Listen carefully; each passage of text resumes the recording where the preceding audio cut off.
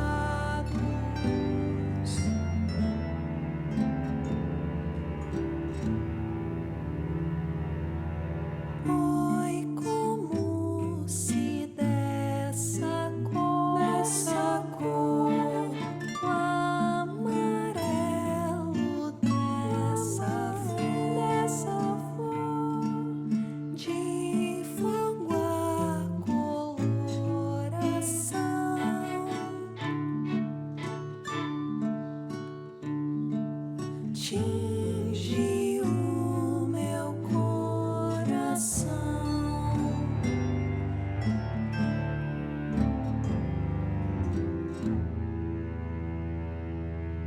e o meu coração que vez de sangue bombear passou a verter calor para o corpo ao seu redor.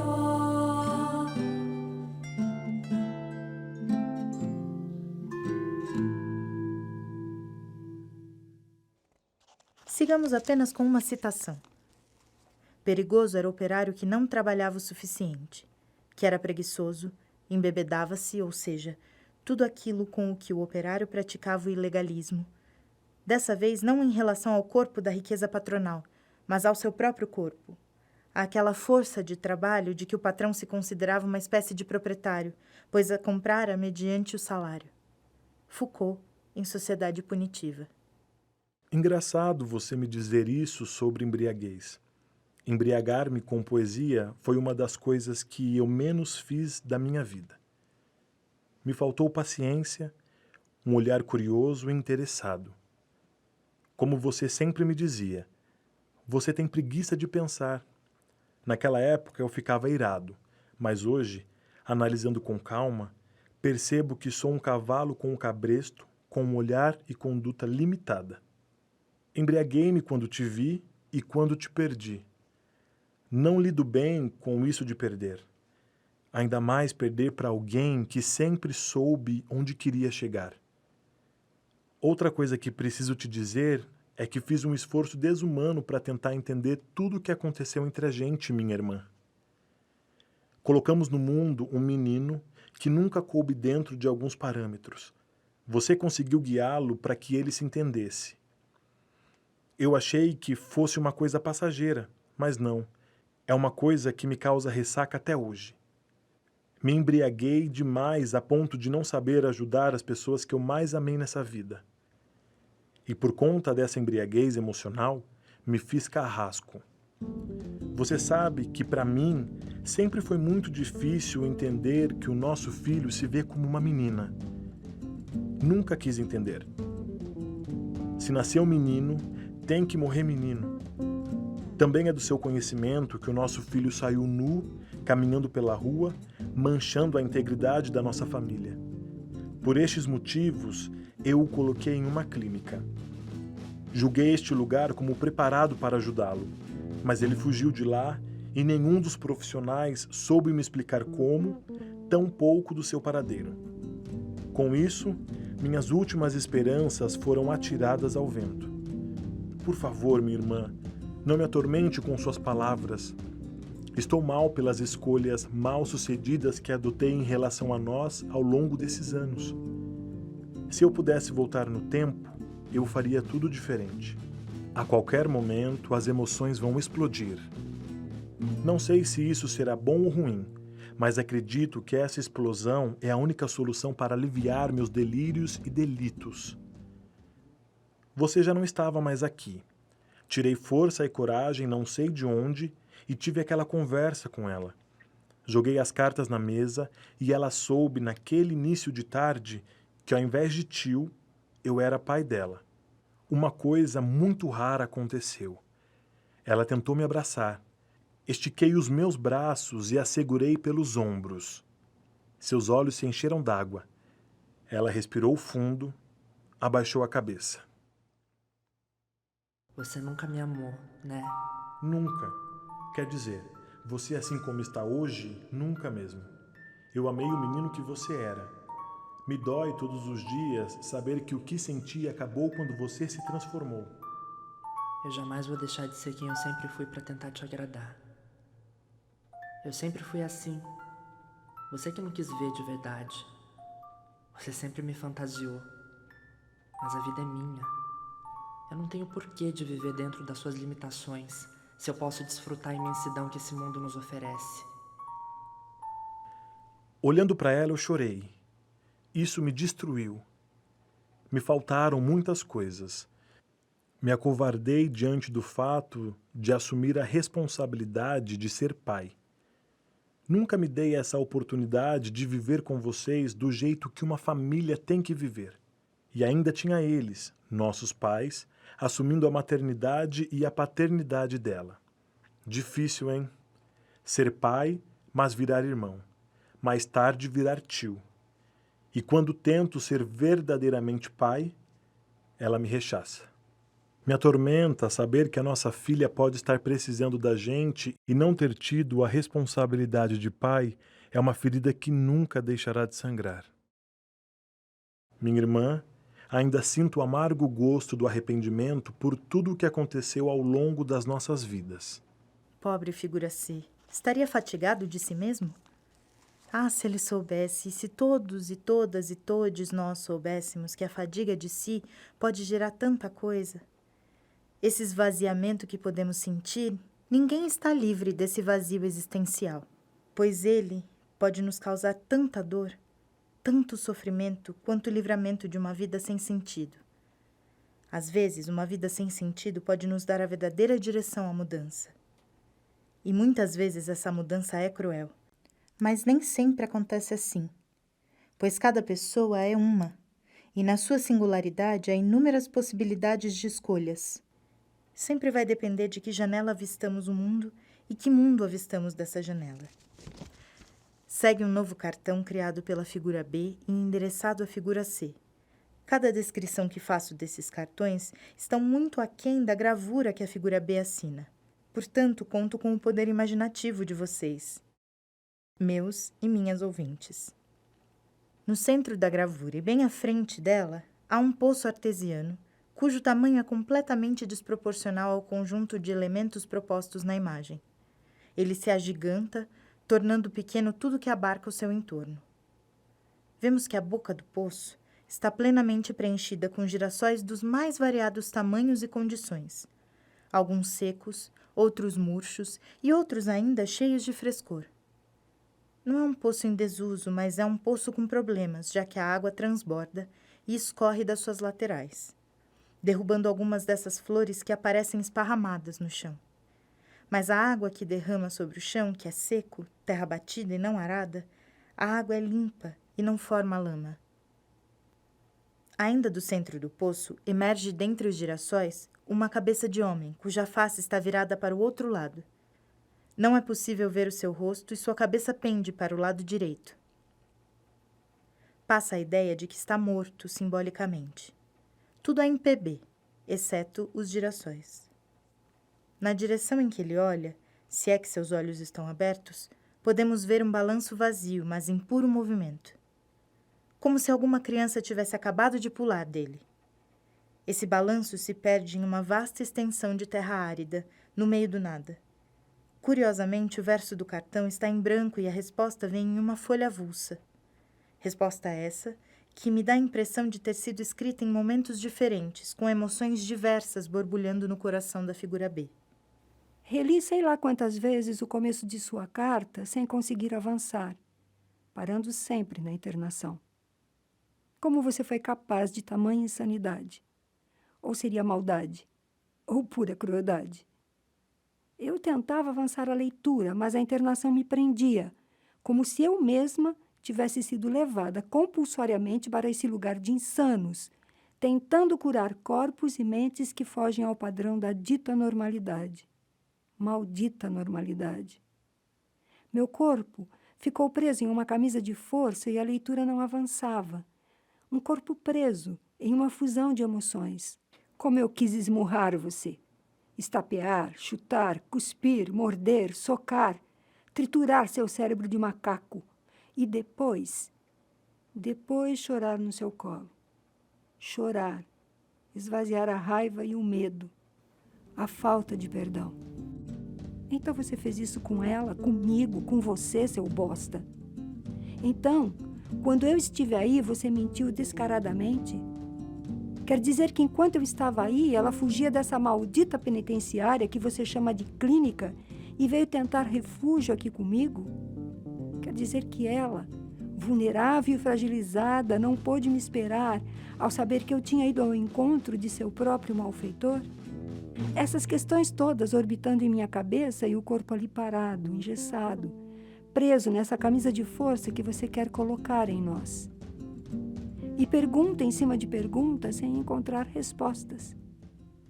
Precisei de um esforço sobre-humano para mover os dedos da mão, piscar um olho, depois outro, permitir que meus ouvidos tornassem a acessar os ruídos fora de mim e gradativamente voltar ao meu corpo presente.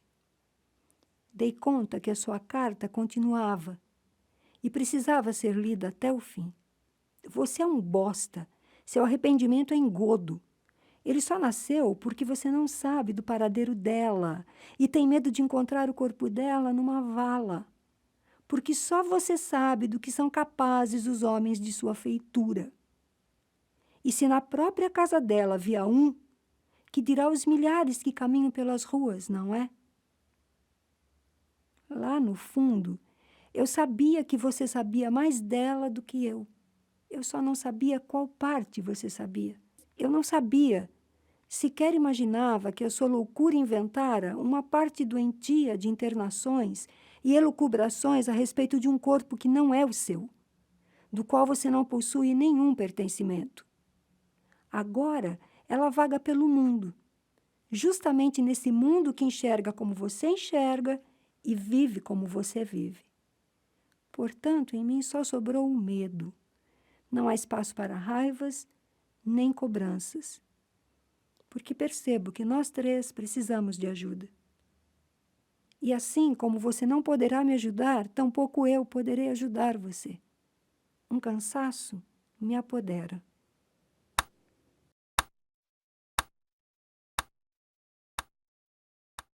Retornando, eu e você tivemos e temos muitas lacunas e silenciamento. Então, falar sobre é sempre positivo, mesmo que seja na hora mais tardia das nossas vidas. Falar sobre é sempre necessário e urgente. Sobretudo se ela estivesse entre nós. Falar sobre ela com ela seria 1000 vezes mais saudável do que apenas falar sobre ela na ausência dela. Mas hoje, mais que um corpo errante, o corpo dela é um corpo que vaga entre nós. É um corpo ausente, do qual sabemos quase nada. É assim que nos vejo nesse momento. Somos 3 corpos vagando, orbitando cada qual em sua deriva, derivando cada qual sobre si mesmo. O seu corpo e a sua loucura que só diz respeito a você. O meu que só diz respeito a mim, ou pelo menos deveria. E o dela, que deveria dizer respeito apenas a ela, e, no entanto, é um corpo cujo discurso social e político tem muitas arestas, muitas pontas afiadas e segregante a partir de sua própria casa. Mas o corpo dela, precisa versejar. Só que o bosta do pai dela, que era o bosta do irmão e virou tio bosta, envidraçou o corpo dela na ala de anormais. Uma coisa é certa, ela puxou mais a mim do que a você. Você, com suas regras e moral, não conseguiu mantê-la em seu quadradinho. Ela saiu para o mundo, mas agora ela está só, vagando. Sigamos, pois, cada qual com seus corpos em desatinos. Como desfecho de uma história de amor e ódio, de irmandade e incesto, de muita mentira e poucas verdades, quero te dizer que houve um tempo em que eu me embriagava de você. Hoje não mais. Não permitirei que nada seu influencie em nada meu. Nesse tempo em que houve um néctar, muitas vezes ele se transformou em fel, e o fel tinha aparência de mel. Às vezes enganava também em seu sabor. Foi um tempo longo que durou inúmeros invernos. Nem sempre o fogo da lareira aquecia, embora neve não houvesse. Só ossos, sempre gélidos e pele sempre ressecada. E como é que eu não percebia? E como eu não me atentava para isso? Depois de dias, retorno essa carta para te dizer que tomei uma justa decisão. Essa será minha última carta a você. Essas serão minhas últimas palavras, porque a um porco não se joga pérolas. Mas deixo uma pergunta que merece uma resposta. Quem? Ou como a carta dela, a que disparou essa nossa correspondência, chegou ao correio? Isso não me sai da cabeça. Foi você? Foi você quem enviou a carta para mim? Se sim, qual foi a sua intenção? Queria que jamais passasse em minha cabeça a possibilidade de internação compulsória? Se não, quem foi que a enviou? A quem ela pediu? Essas são cartas que contam com mais de 10 anos. De lá para cá, o que mudou nessa reprodução da violência física e simbólica a que estão submetidos os gays, as lésbicas, os bissexuais, travestis, transexuais, transgêneros e não binários em nossa sociedade? Escancarar as questões e os conflitos desse pequeno núcleo familiar, mesmo que ficcional, nos leva a perceber que a violência continua instituída, enraizada na nossa fala, no nosso olhar e, sobretudo, na nossa postura a respeito de quem é diferente de nós. A nossa percepção de mundo é a nossa percepção sobre nós mesmos. A nossa imaginação é o espelho sujo da nossa realidade.